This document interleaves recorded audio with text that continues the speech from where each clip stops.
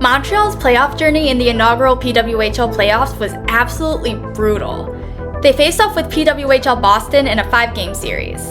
The series started in Montreal. Game 1 went to overtime with Boston clinching it in OT. Game 2 also went to overtime, but it would take 3 overtime periods of 5-on-5 hockey for Boston to win it.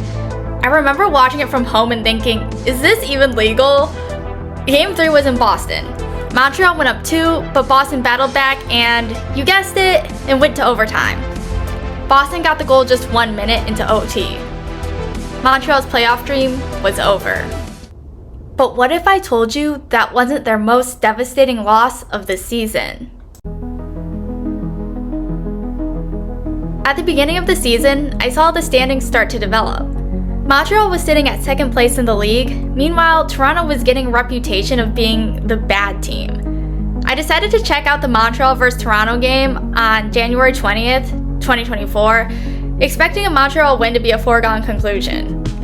Toronto outshot Montreal, but Montreal and Toronto traded goals back and forth, and it was tied at 2 apiece as we neared the end of the third.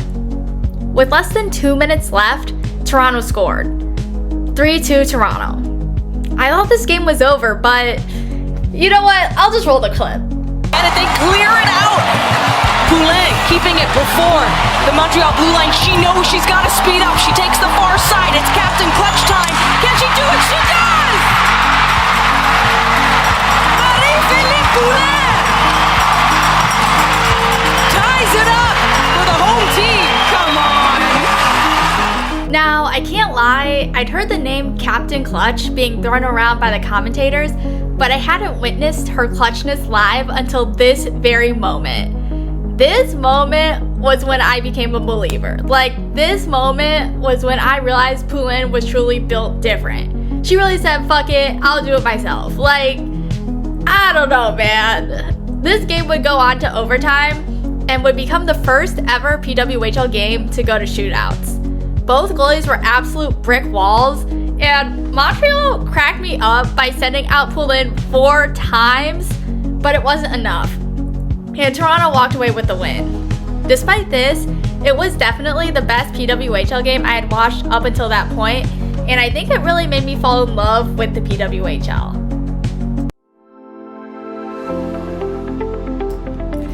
Montreal and Toronto were set to face off again at Scotiabank Arena in Toronto. This was a big deal since it was the first NHL arena that the league had played in Canada. The game sold out with 19,285 fans, becoming the best attended women's hockey game in history.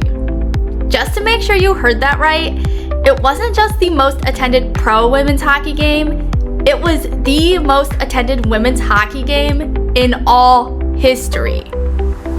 Given the absolute chaos that had ensued in Game 1, I was expecting something similar. There was no scoring through the first 2 periods, but Jessie Comfort scored 5 minutes into the third. With just 5 minutes left in the third, Toronto got their second. Montreal coach Corey Rivalry called a timeout and pulled the goaltender to try to make something happen. But Toronto responded with an empty net goal. It was over. Toronto shut out Montreal at home in front of 19,285 fans.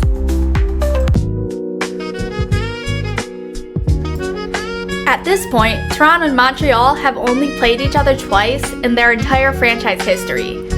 Is this enough to warrant calling it a rivalry? Well, it turns out that there's precedent for this. The Canadiens' Maple Leafs rivalry is a really famous NHL rivalry.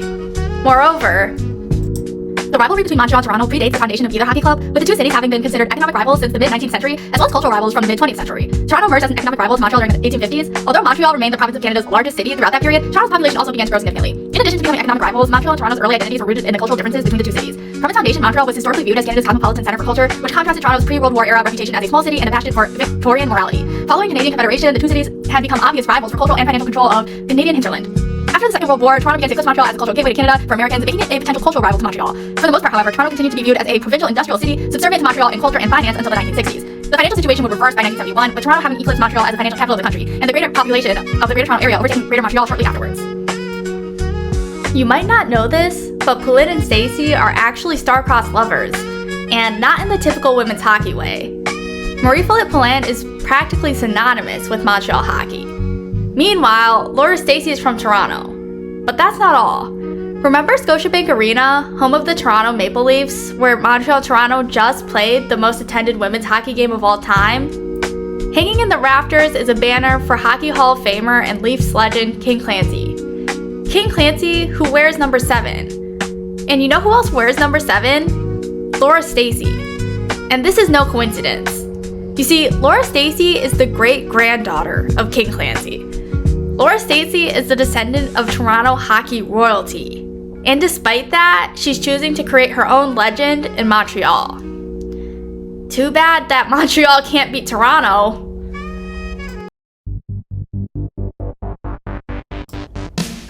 After being shut out at Scotiabank Arena, Montreal was back in Toronto looking for redemption. Unfortunately for them, Hannah Miller scored just 1 minute into the game. Toronto scored again early in the third, making it 2-0. I live in Seattle, but I was actually watching this game from Champs Bar in Montreal. This was by far the best bar that I have ever been to. For one, they were showing the PWHL Montreal game. Even better, it was International Women's Day and there was a feminist drag show happening the same night. I went to the bar alone and the people there were so nice, like I swear I became friends with everybody in that bar. There's this weird notion that the people that enjoy sports and the people that enjoy drag are two mutually exclusive groups of people, but sports literally is drag. Sports at its best is theater, and women's sports specifically challenge society's concepts of gender. Not only do we need more women's sports bars, but we also need bars that are for sports and drag. Anyways, if you find yourself in Montreal, you should definitely check out Champs Bar.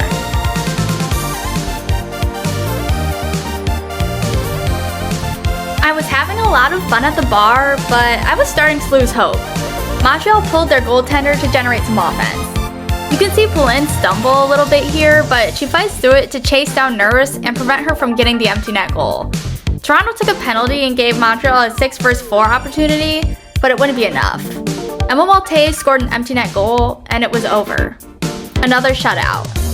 Even worse, remember how Poulin stumbled before chasing down Nurse? It was revealed later that Poulin suffered an injury and would not be available for the team in upcoming games. Game 4 took place in Pittsburgh as part of the PWHL takeover weekend. Poulin wasn't available due to the injury she suffered in Game 3. The absence of Poulin exacerbated problems in Montreal. For example, even though they had a lot of top talent, they seemed to be lacking offensive depth. Montreal was able to avoid being shut out by Toronto as they had been in their previous 2 games, but they still lost in regulation.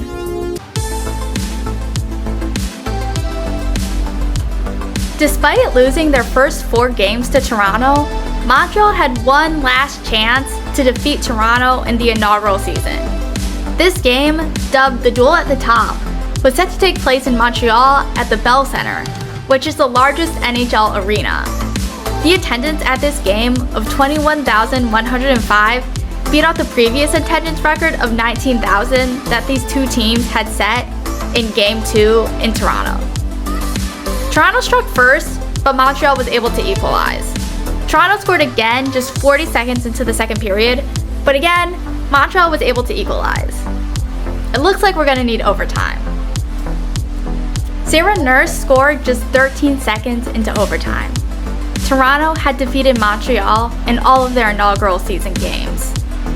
The big story of the night was obviously the attendance number, so I think the game result kind of flew under the radar.